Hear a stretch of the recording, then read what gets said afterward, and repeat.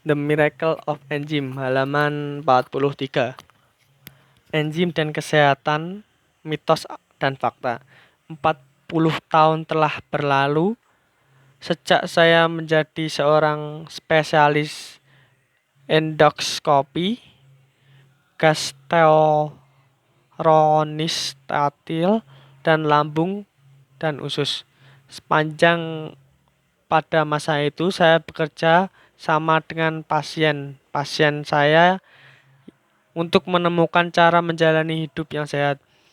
Sebagai seorang dokter, saya sangat yakin bahwa bagaimanapun kerasnya usaha seorang dokter, dia tidak akan dapat mempertahankan kesehatan seorang pasien dalam jangka panjang hanya dengan melakukan pemeriksaan dan mengobati penyakit. Kesehatan jangka panjang adalah hasil dari tingkah laku dan kebiasaan-kebiasaan yang sehat, memperbaiki gaya hidup sehari-hari, dan jauh lebih penting daripada mengandalkan keampuhan operasi dan obat-obatan. Lanjut ke halaman 44. Diet dan gaya hidup, keajaiban enzim yang diperkenalkan dalam buku ini mampu melaporkan hasil klinis tingkat muncul kembaliannya kanker sebesar 0%. Akan saya ulangi, tidak satu pun pasien saya pernah menderita kanker lagi. Mengapa? Karena para pasien kanker saya menanggapi kondisi kesehatan mereka dengan serius. Mereka memiliki keyakinan penuh dalam mendukung tubuh mereka untuk sembuh dan menjalankan gaya diet hidup sehat saya setiap hari. Gaya hidup sehat inilah yang akan saya ajarkan kepada Anda dalam buku ini. Ini adalah sekumpulan kebiasaan baru yang mudah dan akan membuat Anda dapat menikmati kesehatan primer dan vital sehingga usia yang sangat lanjut. Dengan dibekali ilmu dan lembaran-lembaran ini, segalanya kembali kepada Anda untuk memilih sakit atau sehat. Pada masa lalu, orang-orang berpikir bahwa penyakit hanya dapat dan memang sudah seharusnya disembuhkan oleh dokter dan obat-obatan. Pasien bersikap pasif dan hanya menerima instruksi dari dokter dan obat-obatan yang diresepkan untuk mereka. Namun kita sekarang hidup secara dalam erat saat kita semua harus ikut bertanggung jawab atas kesehatan kita sendiri. Kita semua berharap tidak ada dan tidak akan pernah jatuh sakit atau kalaupun jatuh sakit, kita memiliki keinginan kuat untuk dapat cepat sembuh. Anda mungkin berpikir bahwa hal ini tidak mungkin. Lanjut ke halaman 45. Anda mungkin berpikir bahwa hal ini tidak mungkin terjadi. Tapi saya dapat meyakini bahwa ini mungkin. Dalam buku ini saya mengajukan sebuah cara hidup yang akan mengizinkan Anda menjalani masa hidup alami tanpa pernah jatuh sakit. Tentu saja, untuk dapat melakukan hal ini, mungkin Anda perlu mengubah total kebiasaan-kebiasaan makan dan gaya hidup yang Anda miliki saat ini. Janganlah biarkan tuntutan terhadap gaya hidup ini menyebabkan Anda berpikir untuk melewati saran-saran saya. Lanjutkan membaca dengan pikiran terbuka. Saya percaya bahwa Anda pada saat ini selesai membaca buku ini, Anda akan terilhami untuk melakukan beberapa perubahan. Ketika seseorang jatuh sakit, kita sering melihat mereka berkeluh kesah tentang mengapa mereka menjadi sakit. Jatuh sakit bukanlah hukum yang dijatuhkan oleh Tuhan. Dalam sebagian besar kejadian, penyakit tidak ditentukan oleh genetika. Malahan, hampir semua penyakit adalah akibat dari kebiasaan-kebiasaan setiap orang yang telah terakumulasi selama beberapa tahun. Menjadi seorang berusia 100 tahun yang sehat. Apakah Anda menanggapi diri Anda seseorang yang sehat? Tidak banyak orang yang dapat menjawab pertanyaan ini dengan ya seutuhnya. Tidak banyak menurut dugaan saya karena tidak sakit tidaklah sama dengan sehat. Lanjut ke halaman 46. Dalam ilmu kedokteran timur terhadap sebuah istilah penyakit dorman. Istilah ini menggambarkan kondisi seseorang belum jatuh sakit, tetapi juga tidak sepenuhnya sehat. Dengan kata lain, kondisi tersebut adalah kondisi seseorang berada satu langkah lagi sebelum jatuh sakit. Banyak orang Amerika saat ini yang sebenarnya berada dalam kondisi itu. Bahkan orang-orang yang menanggapi diri mereka sehat sering terganggu oleh masalah-masalah seperti konstipasi kronis atau diare, insomnia, serta leher dan bahu yang kaku. Gejala-gejala ini adalah sinyal SOS yang dikirimkan oleh tubuh Anda.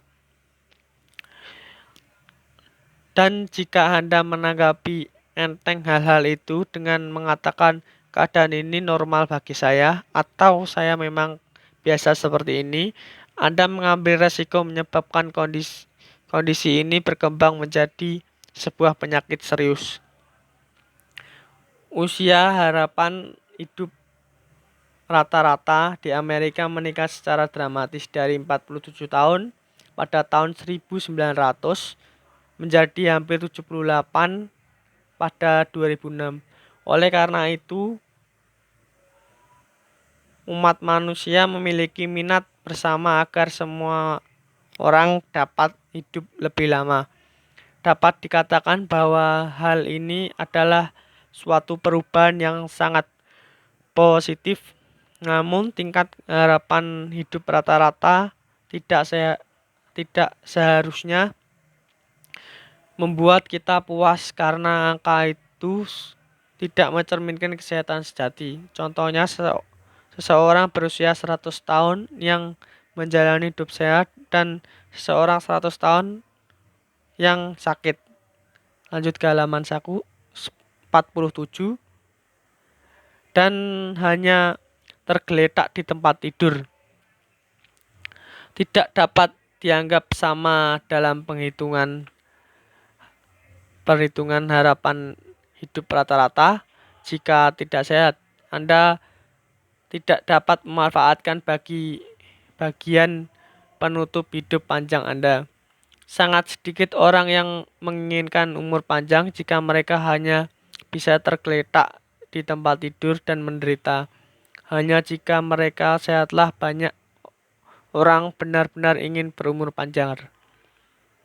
Cobalah mengingat penampilan seorang saudara ataupun seorang yang dekat dengan Anda yang sudah tua.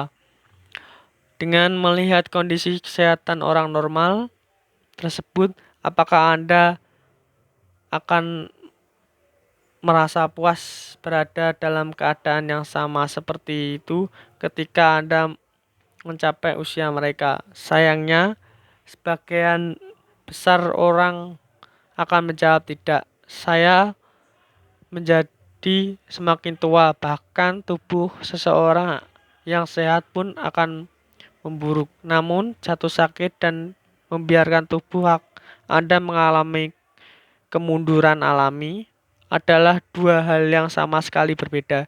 Ibu saya yang telah menjalani diet gaya hidup ini selama bertahun-tahun kini sehat dan aktif selama usia 96. Apakah yang menyebabkan para lansia jatuh sakit? Perbedaan antara seseorang berusia 100 tahun yang sehat dan yang tergeletak di tempat tidur bukanlah perbedaan usia.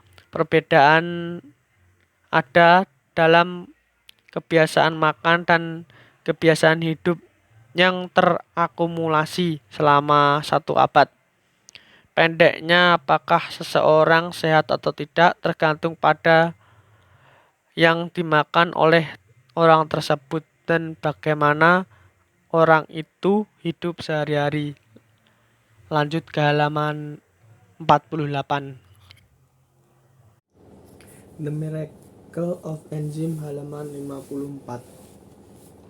Pada lapisan lambung Anda serta membatasinya menjadi sekitar 2-3 cangkir saja per hari. Banyak orang yang terjerumus dalam kepercayaan umum mengenai kesehatan mereka yang salah karena ilmu kedokteran masa kini tidak memerhatikan tubuh manusia secara keseluruhan. Selama bertahun-tahun ada suatu kecenderungan bagi para dokter untuk melakukan spesialis, melihat dan mengobati hanya satu bagian tubuh.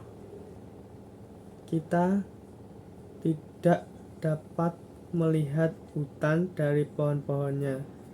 Segalanya dalam tubuh manusia saling berhubungan. Hanya karena sebuah komponen yang ditemukan dalam makanan membantu satu bagian tubuh untuk berfungsi dengan baik, tidak berarti bahwa komponen tersebut baik bagi seluruh tubuh. Saat memilih makanan dan minuman, pertimbangkanlah semuanya secara keseluruhan. Anda tidak dapat memutuskan apakah suatu makanan baik atau buruk hanya dengan melihat dari suatu bahan yang terkandung dalam makanan tersebut. Makan daging tidak akan memberi stamina. Pada 1977, sebuah laporan yang sangat menarik mengenai makanan dan kesehatan dipublikasikan di Amerika. Laporan MC Govern. Laporan ini dipublikasikan karena ada masalah yang timbul di Amerika. Biaya dana kesehatan Amerika memberi tekanan yang besar terhadap perekonomian. Walaupun ada berbagai kemajuan dalam bidang kedokteran, lanjut ke halaman 55, sejumlah orang jatuh sakit, terutama yang menderita kanker dan penyakit jantung, terus bertambah setiap tahun. Jelas terlihat, kecuali jika penyebab penyakit para warga Amerika itu dapat ditemukan dan sebuah kebijakan yang mantap disusun untuk menghentikan kecenderungan ini. Secara finansial, keadaan akan menjadi tak berbendung. Berawal dari perasaan akan datangnya krisis seperti ini, dibentuklah sebuah komite khusus dalam Senat yang diketuai oleh Senator George S.M.C. Govern bersama para spesialis dokter dan nutrisi papan atas. Saat itu anggota-anggota komitmen mengumpulkan data makanan dan kesehatan dari seluruh dunia dan menyelidiki penyebab meningkatnya berbagai penyakit. Hasil dan data yang didapatkan disusun dalam laporan MC Govern setebal 5.000 halaman. Oleh karena Laporan tersebut menyimpulkan bahwa banyak penyakit yang disebabkan oleh kebiasaan makanan yang salah. Penerbitan laporan ini memaksa rakyat Amerika mengambil keputusan penting. Tidak ada jalan bagi rakyat Amerika untuk menjadi sehat kecuali jika kebiasaan makan mereka saat itu berubah. Pada saat itu, di Amerika makanan berprotein tinggi dan berlemak tinggi, misalnya lembaran daging bistik tebal atau daging hamburger berlemak tinggi, untuk makanan malam cukup umum. Protein memang berharga karena protein adalah bahan dasar untuk membangun tubuh. Dengan alasan itu, menyantap makanan kaya protein hewani dianggap baik, tidak hanya bagi para atlet dan anak-anak dalam masa pertumbuhan, tetapi juga bagi yang berfisik lemah. Dan lanjut ke halaman 56. Dan para manula. Bahkan di Jepang, pemahaman yang telah mendarah daging bahwa daging adalah sumber stamina dipengaruhi pula oleh kebiasaan makan Amerika. Laporan Goldberg tidak hanya membuktikan bahwa kepercayaan umum itu salah, tetapi juga menggambarkan bahwa asupan makanan ideal lain adalah asupan makanan masyarakat Jepang selama periode Genroku di Jepang tahun 1688 sampai 1703, yang berdiri dari biji-bijian sebagai makanan pokok dengan makanan sampingan seperti sayur musiman, sayur yang berasal dari laut, dan sedikit ikan kecil yang berprotein. Oleh karena itu, keuntungan kesehatan dari makanan Jepang mulai menarik perhatian ke seluruh dunia. Kepercayaan umum yang menyebut jika Anda tidak makan daging, maka otot-otot Anda tidak akan berkembang, terbukti tidak benar. Sebagian buktinya dapat dilihat dari alam. Seseorang mungkin menyangka bahwa singa, yang merupakan hewan karnivora, memiliki otot-otot yang luar biasa. Namun pada kenyataannya hewan herbivora seperti kuda dan rusa memiliki otot-otot yang lebih jauh berkembang daripada singa. Buktinya, singa dan harimau tidak memiliki stamina untuk mengejar mangsa mereka dalam jangka waktu lama.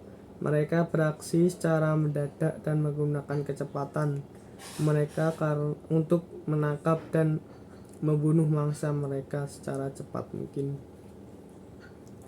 Mereka melakukan hal ini karena mereka sendiri tahu bahwa dalam hal ketahanan stamina mereka tidak sebanding dengan otot-otot para herbivora yang lebih berkembang.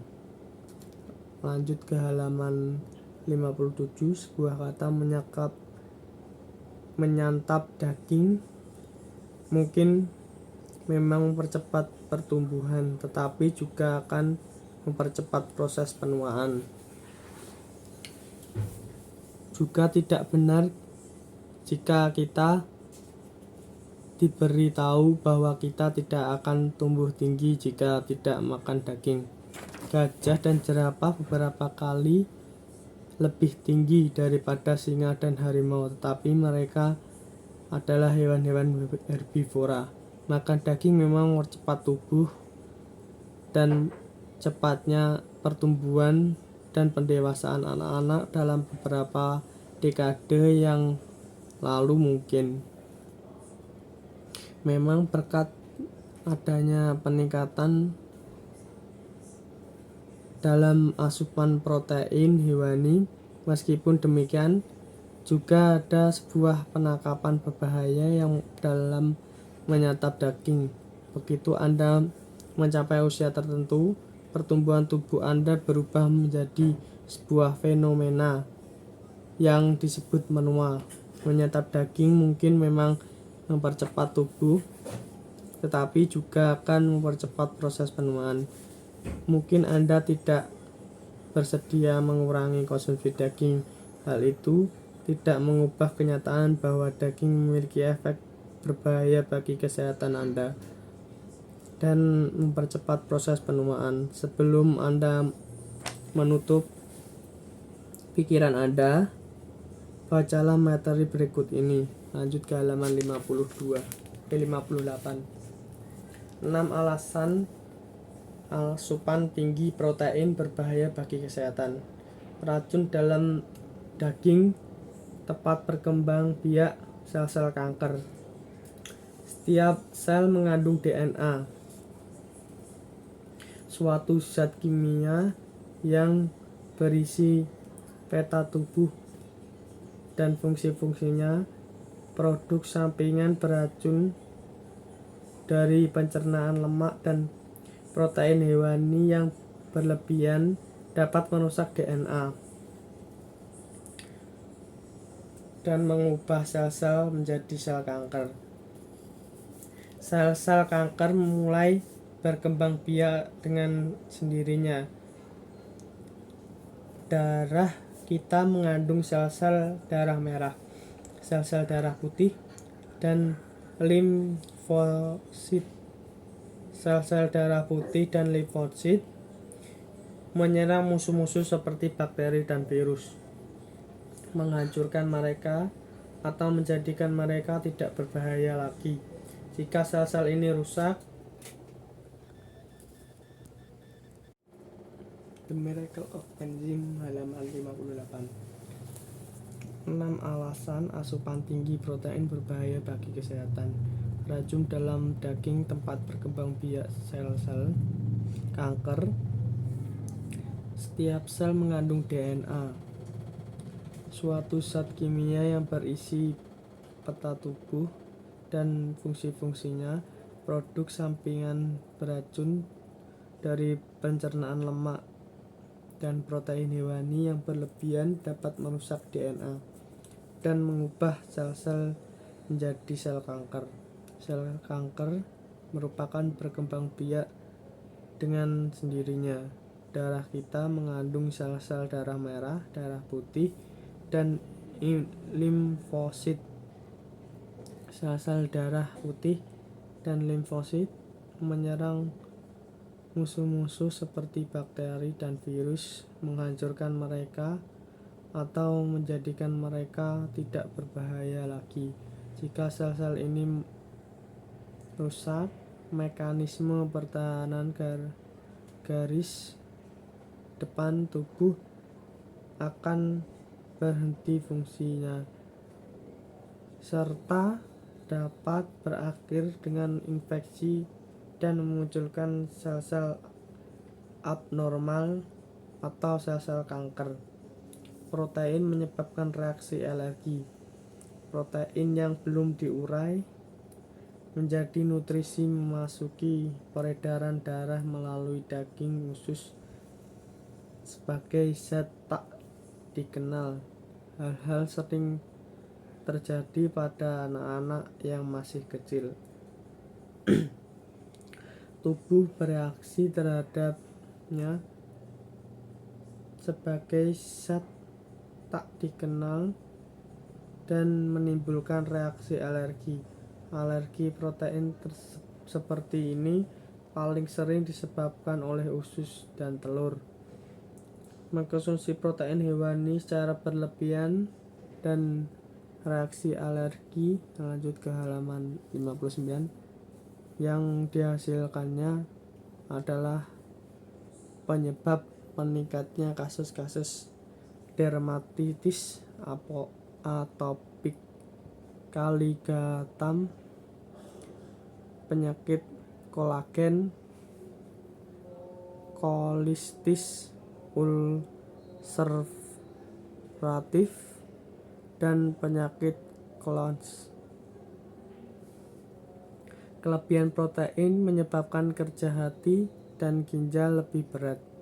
Protein berlebihan di dalam tubuh harus diuraikan dengan disingkirkan melalui urin dan menimbulkan beban yang sangat berat bagi hati dan ginjal. Mengkonsumsi protein yang berlebihan menyebabkan defisiensi kalsium dan osteoporosis. Saat asam amino dibentuk dalam jumlah besar, darah menjadi asam dan membutuhkan kalsium untuk menetralisirnya.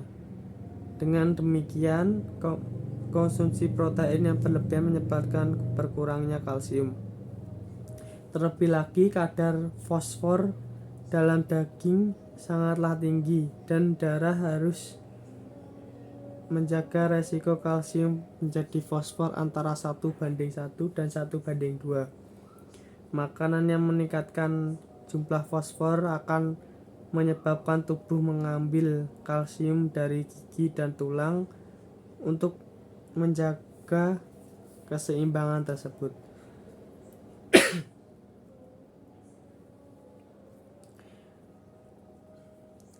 Juga jika seseorang memiliki banyak fosfor dan kalsium dalam tubuh, fosfor dan kalsium ini bersenyawa membentuk kalsium fosfat.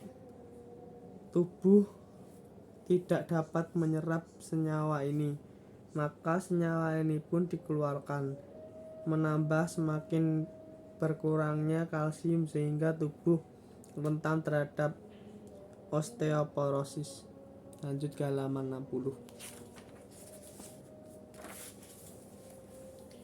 Inilah penyebab masyarakat di negara-negara yang memiliki kebiasaan makan kaya protein hewani menderita osteoporosis, tulang-tulang yang keropos akibat penipisan kalsium.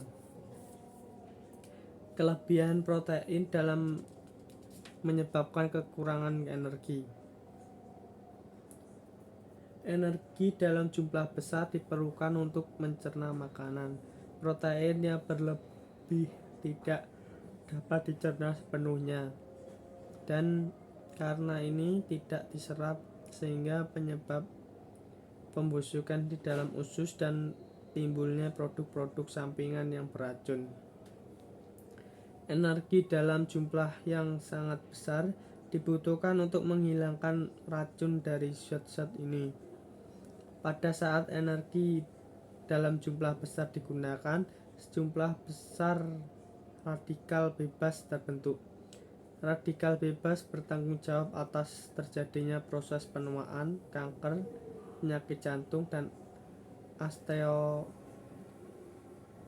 aterosklerosis. Kelebihan protein mungkin ikut menjadi penyebab ADHD pada anak-anak.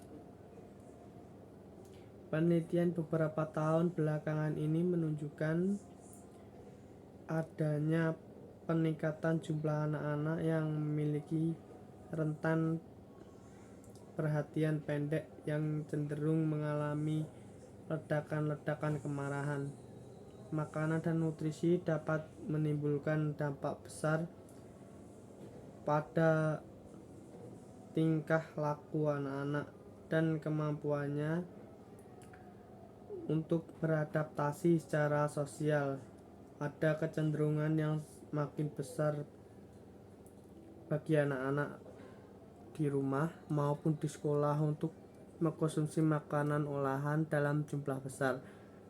Makanan-makanan ini tidak hanya mengandung berbagai zat tambahan, bahkan makanan olahan yang cenderung menyebabkan fungsi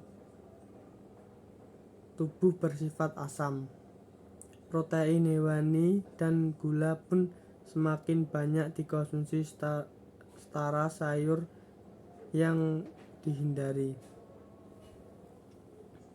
Protein hewani dan gula membutuhkan lebih banyak kalsium dan magnesium sehingga menyebabkan defensi kalsium dalam tubuh.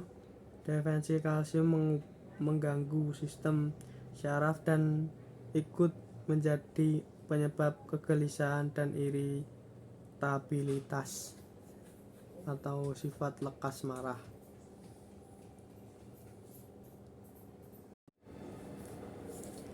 The Miracle of Enzyme halaman 61 tentang isyarat dari lambung dan usus. Sebuah kata, konsumsi protein yang berlebihan menyebabkan defensi kalsium, menyebabkan osteoporosis, mengganggu sistem saraf, serta memicu kegelisahan dan iritabilitas.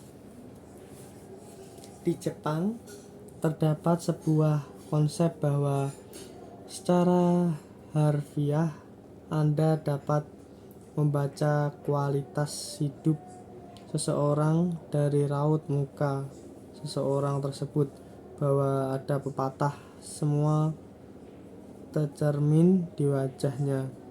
Sama halnya raut muka seseorang dapat menjadi baik atau buruk tergantung pada pengalaman dan keadaan pikiran seseorang.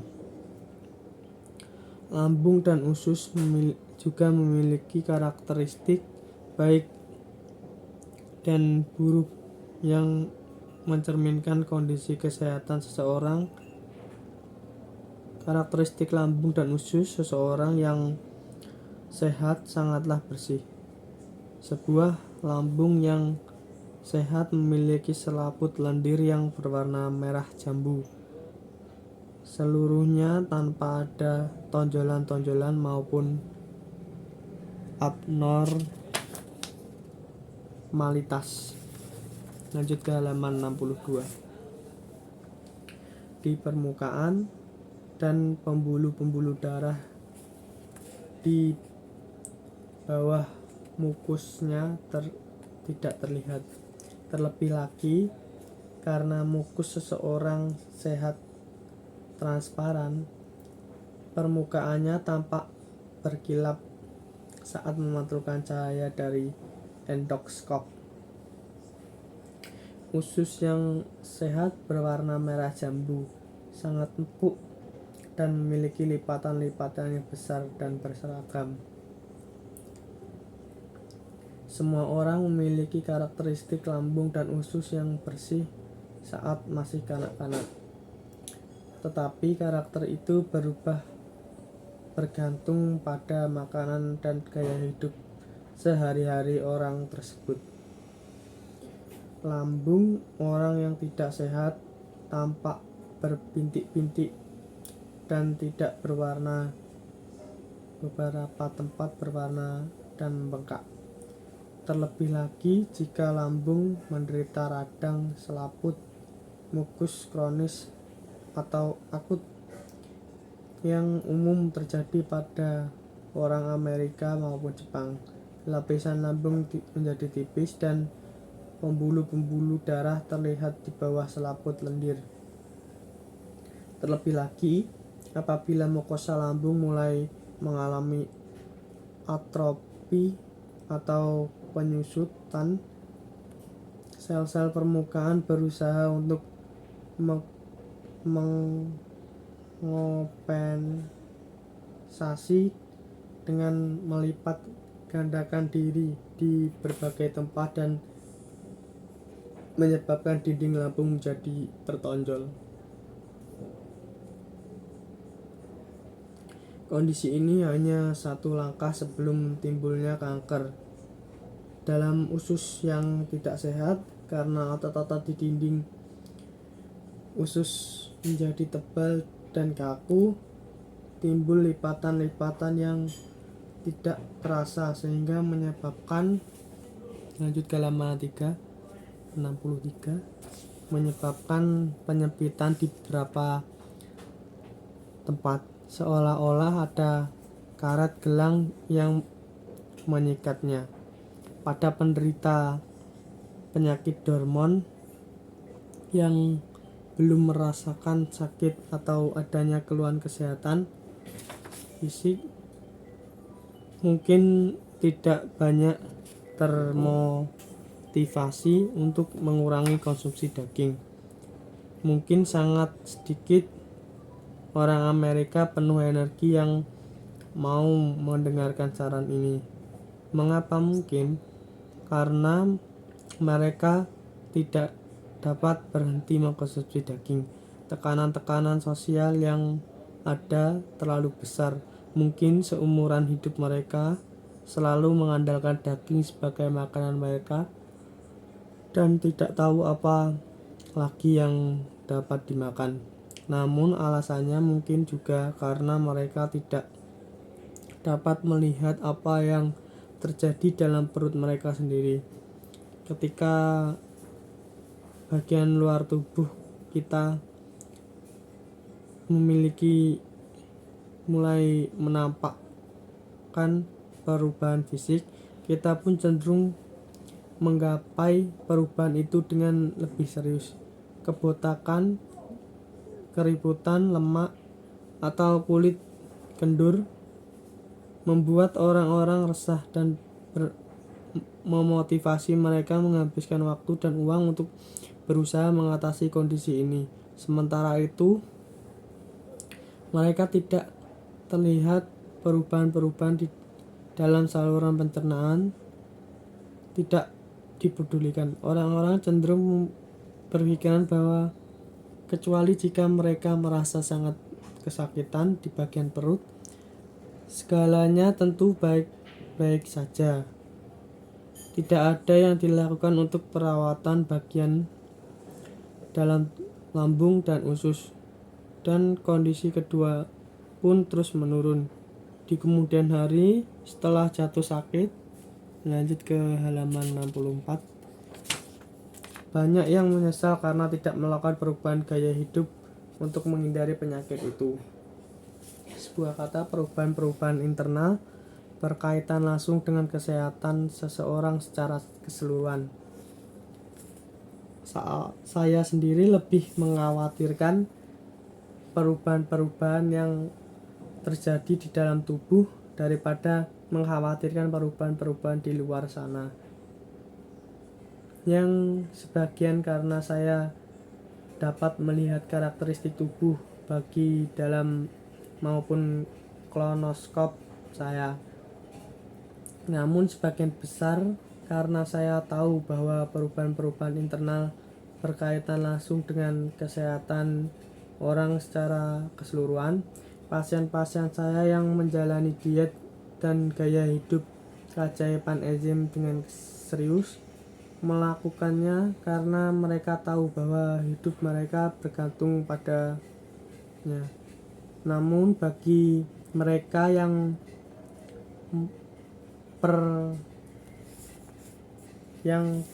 perekor menghasilkan tingkat muncul kembalinya kanker sebesar 0% biasanya lebih penting daripada segalanya. Saya ingin mengubah hal ini dari tingkat kemunculan kembalinya kanker sebesar 0% menjadi kanker jatuh sakit sebesar 0%, dengan mengajak orang-orang yang menderita penyakit hormon untuk menjalani gaya hidup sehat. Agar hal ini dapat terjadi, semua orang harus mengerti benar perubahan yang terjadi dalam usus mereka jika terus mengkonsumsi daging. Alasan besar mengkonsumsi daging merusak usus kita adalah karena daging tidak mengandung serta makanan, tetapi mengandung lemak dan kolesterol dalam jumlah besar. Ditambah, lanjut halaman 65, ditambah lagi daging menyebabkan dinding usus besar sedikit demi sedikit menjadi makin tebal dan kaku. Tidak adanya serat makanan dalam daging menyebabkan kotoran di dalam usus besar sangat berkurang, sehingga usus besar bekerja lebih keras daripada biasanya untuk mengeluarkan sedikit kotoran tersebut dengan gerakan peristaltik. Dengan kata lain, gerakan peristaltik yang berlebihan menyebabkan otot-otot dinding usus menjadi semakin tebal dan besar sehingga usus besar lebih kaku dan lebih pendek. Sementara dinding-dinding usus besar menebal, lumen atau rongga usus besar menyempit. Walaupun tekanan internal dalam usus besar yang kaku dan sempit meningkat, pada saat lemak dalam jumlah besar diserap bersama protein hewani, lapisan lemak di sekeliling usus besar juga menebal sehingga menambah tekanan pada dinding usus. Dengan meningkatnya tekanan internal dalam usus besar, selaput mukus terdorong keluar dari dalam dan membentuk rongga-rongga mirip kantung yang disebut divertikuala. Dalam kondisi tersebut, divertikulosis, sekarang kotoran-kotoran yang biasanya hanya sedikit itu menjadi semakin sulit didorong keluar dari usus besar, sehingga hasilnya usus besar menggumpal, kotoran stagnan tinja